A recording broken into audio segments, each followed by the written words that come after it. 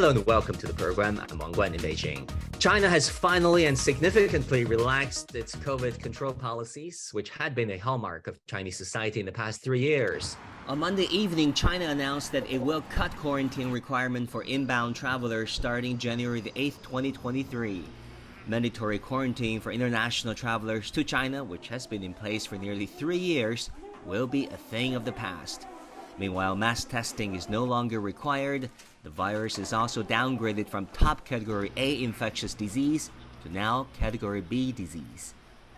While the resumption of freedom of movement and economic activities are causes for optimism in the long run, and people are breathing a huge sigh of relief, a dramatic rise in infection is also straining the country's public health system as we speak. What can be done at this point to address stress and shortages in face of mass infection in major Chinese cities? Is China about to see the end of the tunnel after a grueling 3-year-long battle against COVID? I'm joined by Dr. Jin Dongyan, Clara Lawrence Fok Professor in Precision Medicine at the School of Biomedical Sciences at the University of Hong Kong. Dr. Jin, welcome to the Hub on CGTN, and thank you for doing this. Let me ask you, when China relaxes COVID policies, some experts said asymptomatic cases or mild cases are expected to account for, 90% of all infections? But in reality, many people feel that that is not the case, right? The majority of people said they either have fevers of up to 39 degrees, or they have severe body aches and they have severe throat pain. Was there a miscommunication? The major subset of people who are asymptomatic or have mild diseases, you will never know now, because there is no nucleic acid test, there is no antigen test. So those who are asymptomatic or those who have mild symptoms, it would be very difficult to identify them. So only the tip of the iceberg will emerge. And these are those who have slightly more severe symptoms. So these symptoms also is like a very sore throat or something, but still, according medically, it is still categorized as mild diseases. And actually, according to the 9th version of the guidelines, it could even be categorized as asymptomatic infection, which is not right. I don't agree that category, that practice, but in reality, because according to the guideline, you have to have CT imaging evidence to diagnose a COVID. So nowadays, there is no CT imaging on most people's. So these people could not be diagnosed, and they could be categorized into asymptomatic infection. But on the other hand, Professor Jin, we do see images of people lining up at emergency sections of hospitals in major cities. Some people shared their ordeal, the waiting hours at fever clinics. Some complain that they simply cannot get essential medications such as ibuprofen or Tylenol. How much of a stress, how much of a strain is this wave of mass infection on China's public health system? So this is actually well expected, because this is an explosive outbreak or a tsunami. So millions of people have been infected. So if everyone rushed to the hospital, then all the hospitals will collapse. So that's the reality. But it is not ideal that even the anti-cold medicine were not available, and people have just to line up. So actually, 99% of those who are infected, they don't need to go to the hospitals. However, their mentality will still be to go to the hospitals, and that's actually an ordeal, and it's actually not unexpected, but that's the reality. So what we can do better might be to promote the virtual medicine, e-medicine, or to redirect these people to the community hospitals. Because if everyone goes to the big hospitals, then all the big hospitals will collapse immediately. So that's well expected. what we pay more attention to are the number of severe cases, particularly in the ICU and also those who need hospitalization. These numbers are more important than the number of confirmed cases or the number of people who are infected. Other than e-medicine, what are some of the other measures that public health officials and hospitals can do right now to deal with this sudden upsurge in COVID infections? So what would be your advice? The most important thing to do, which we have been advising the Chinese authority, that they should actually buy more Paxlovid from Pfizer, because Paxlovid is the best medicine so far that can save the lives of a lot of people who are over 60 years old or have underlying diseases. Because only in these age group that are over 60 or have underlying diseases, the drug will have benefits. In those who are 49 to 64 years old, there is no benefit. So even if they stop the medicine, stop the drug, and it's useless to them. But you have to give this drug at the first time. I mean, as soon as the person is diagnosed, either by RNA test or by antigen test. Before showing symptoms, or even before showing symptoms, right after diagnosis? Yes. Only if given at that early time, the drug will be helpful. If when severe disease develops, then it's again useless. So in the age group of, according to Israeli data, in the age group of over 65 years old, and those who have at least one underlying diseases, it reduces deaths by 81%. Wow. So that's actually a drug that can save lives. Yeah. So that's why we have been telling them that they should stockpile a lot of these, so that and give them. I mean, they have to design a very good mechanism to distribute the drug, because if it goes to those who do not need the drug, it doesn't help. It's actually almost useless. There is no benefit. Talking about the elderly and the patients with chronic diseases or underlying diseases, Dr. Jin, they're more vulnerable to the virus, as you know, better than I do. How can we protect the vulnerable groups at this point?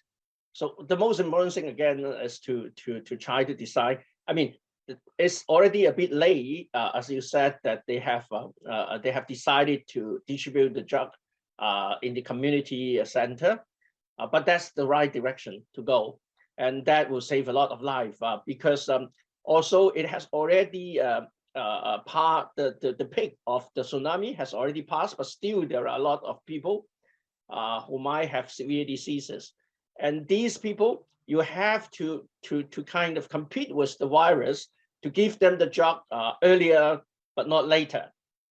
That will be the best time for the drug to work. And the second thing is actually to protect the vulnerable. And these include the general, the public education.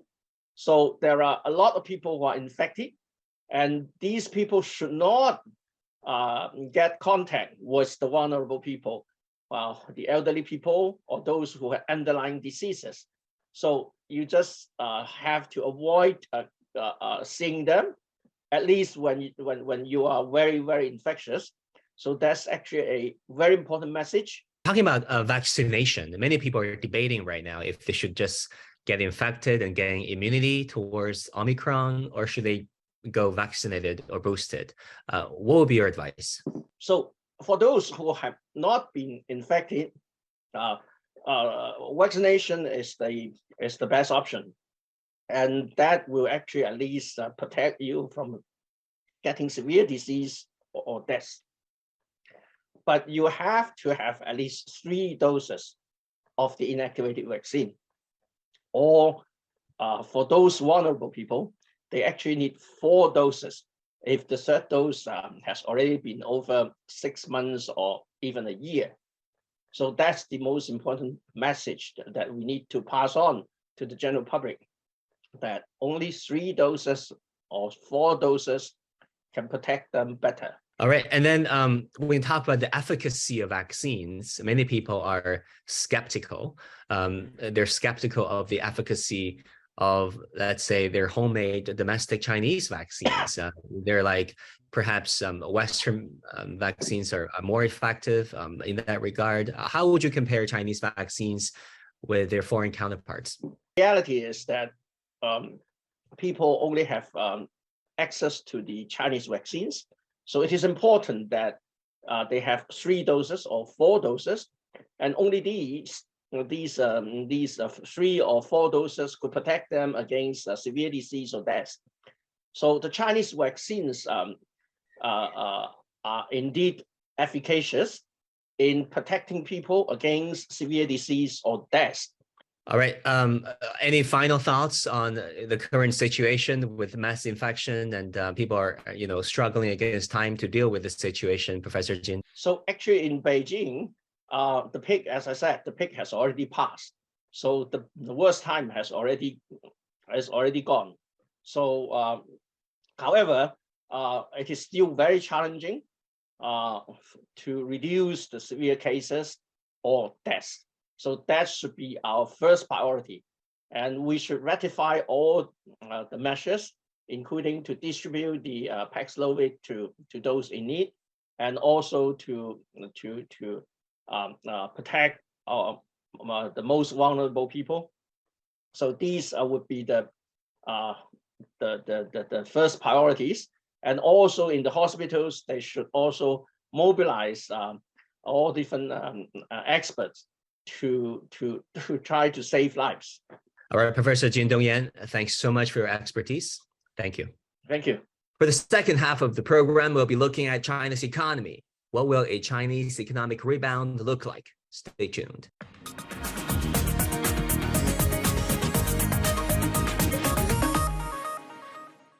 Welcome back. As China eases COVID restrictions, the Chinese government once again made economic growth a top priority. Certain sectors of the Chinese economy have shown signs of picking up, but others are still lagging behind. How's China's economy faring barely a month since the country relaxed its COVID policies? What will a recovery look like? I'm joined in Beijing by Liu Xia, founder and CEO of Cloudhands Group, and also by Albert Keidel, development economist specializing in East Asia at George Washington University. Welcome to both of you. Welcome to the Hub on CGTN. So Liu Xia, let me start with you. Let's talk about China's economy and its economic outlook. China's economy apparently took a major hit from prolonged pandemic and COVID prevention measures. Since China relaxed its COVID policies about a month ago, not even, any indication in your opinion that the Chinese economy is rebounding? Well, people started to welcome the easing, but families and health system were unprepared for the surging in the infections. So people following you has to stay at home, out of work. Therefore, the mobility at a national level has not recovered. Yeah, when we haven't seen the rebounding in the economy, the question comes to when we'll see the rebounding. So I think it depends on 2 variables. Firstly, it depends on China's consecutive approaches or response to the coronavirus-related issues. When the coronavirus-related issues are under control, when the mobility at a national level starts to recover, we will see the pickup in the economy and the pickup in the stock market. Secondly, I think the government usually have some policies to support the economic downturn and the financial market, say using the monetary policies, financial, physical policies, and industrial policies, especially when the global market is in a recession or in a very slowly recovered pace. So I would be paying particular attention to China's government policies and approaches to support the economy recover and to stabilize the financial market. Yeah, thanks for that analysis. Albert, talking about China's economic outlook the coming year, you once said that the year 2023 should be a rebound year. There's a lot of stimulus now in investment. What have you observed so far regarding the Chinese economy? What backs such optimism for 2023? Well, the optimism comes because of the strength of the underlying Chinese economy. Even though we're now facing this really significant uncertainty around the COVID relaxation. And by rebounding, I'm looking back at 2020 and 2021. The bad quarter was the first quarter.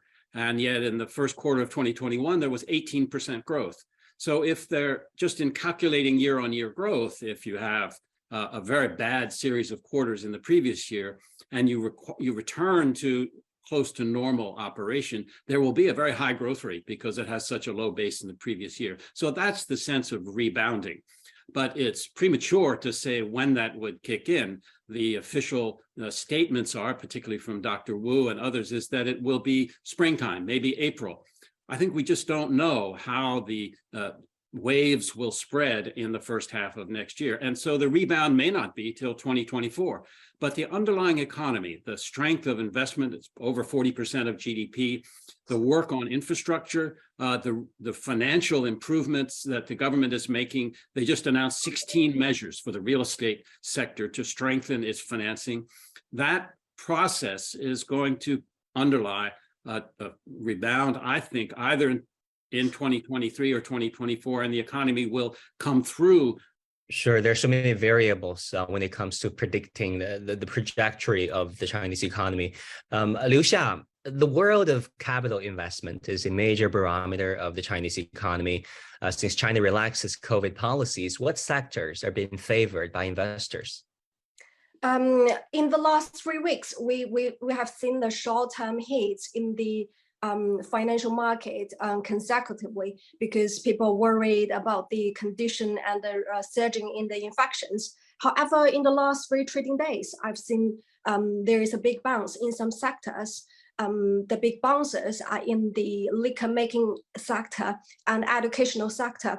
The rebound in the liquor making sector is because the first group of people recovered from the COVID-related illness just started coming back to work, which is expected to stimulate demand. And the educational sector has been supported by the authorities' document. That's the short-term reaction in the market. In the medium term, I think the sectors will be supported by the government, will be in the strategic industries, say the domestic substitution, digital economy, and renewable energy. In the last few years, the government used a combination of subsidies, tax cut, and industrial policies to support the renewable energy industry. And I see these 3 strategic industries will be supported by the government continuously.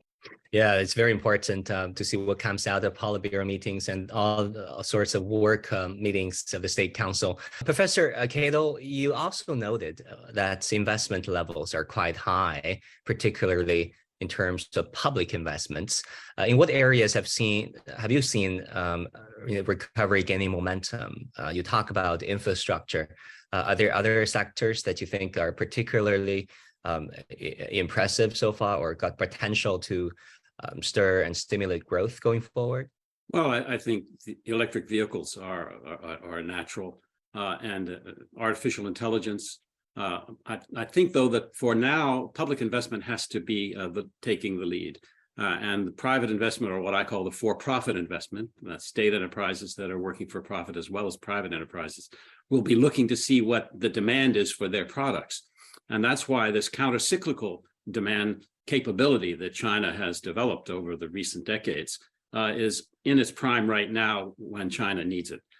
So I think if you just think about what is the market calling for enterprises to do and how are they responding, that kind of misses what's happening right now, which is that there's maybe a lull or concern in the for-profit sectors in China about where their market's going to be. This is particularly true of small enterprises that rely on clientele that can get out of their homes and aren't afraid of getting sick. That phase is likely to pass. The CDC of China is saying there'll be 3 waves, right? We're in one right now, which is urban-based. There'll be one when the rural workers return to their homes during Spring Festival. And then there'll be a third in early March or mid-March when those same rural workers come back into the cities. And there will be then a third surge. And after that, it should settle down. With the mass infections and hopefully recovery coming out soon. Liu Xia, so much has been talked about when it comes to a green recovery, and green finance is playing a key part in the process of a green recovery, if anything. From your personal and professional experience, maybe you can tell us a bit about the green finance landscape in China. How has it progressed over the years, and especially in the past year against the odds, and how do you see its potential post-COVID? I see China has been working so hard to drive the economy from the energy intensive or fossil fuel energy intensive industries, which needs the support of financial instruments and services. So I see the green finance is a critical tool in the green economy. Some companies will fund green securitization, green asset-backed securities helpful as a financing tool. So green securitization is making an asset, a liquid asset, or series of liquid assets transferring into a security. With green bonds and green asset-backed securities, we've seen in China, the total value of this is more than 400 billion the first half of 2022, which picked up more than 64% 1 year ago, making the total into slightly more than 1 trillion. So I think in the green finance world, China's economy will be picked up quickly by those green financial instruments, green financial services. Albert, according to Trip.com, a Chinese travel website, a very popular website, from December the 7th through 18th, flight bookings to the tropical island province of Hainan rose by nearly 70% from the month earlier. Of course, that was based on a very low base. And then Hainan hotel bookings last week rose by 20% from the week before. When do you expect the free movement of people, as indicated by the tourism sector? Well, I think this is understandable now that people can move freely. Some people are just not going to be worried about getting COVID, and that'll be maybe a small share, but of a very big population. So there will be a huge uptick in travel. And I think when the weather gets warmer in the springtime, we will see really a strong return of people traveling to summer places or places that they want to go back and see family, or just international travel. I'm quite confident the weather will return to pre-COVID levels by the summertime. I'm not sure, but I would think certainly by 2024. And I wouldn't be surprised if it was next year in the summertime. Albert, you wrote a book about China and its economy. It's named China's Economic Challenge: Unconventional Success. It was published recently. Maybe you can tell us a bit about the main arguments and main findings of that book. Well, the main argument is that China has used a number of unconventional steps as far as the mainstream thinking in developed countries is concerned, to really push its economy so that it's had 40-fold growth in 40 years, just a remarkable growth experience. And because of that growth, it's been able to reduce poverty at a dramatic pace, really enviable for poor countries around the world. And the secret of this, in my mind, is first, high investment rates, high share, above 40% in GDP, and counter-cyclical demand. So you need the supply push to increase capacity, which is the investment side, and then you need to manage demand. And you need to keep demand strong. You need to try to control inflation. And there are a series of capabilities that China has developed, on which I describe in my China's Economic Challenge. Dual circulation is another word for, notice we're going to rely on domestic more, if not as much as international demand. And there's a really interesting development right now. After the US midterm elections, there seems to be a relaxation of international interest in China. We've seen, the German visitors coming. We saw the EU Commissioner President was here. The President of France is coming. We've just seen the Australian Foreign Minister visiting China. So there seems to be a bit of a thaw, because before the US midterm elections, China was a real domestic US issue.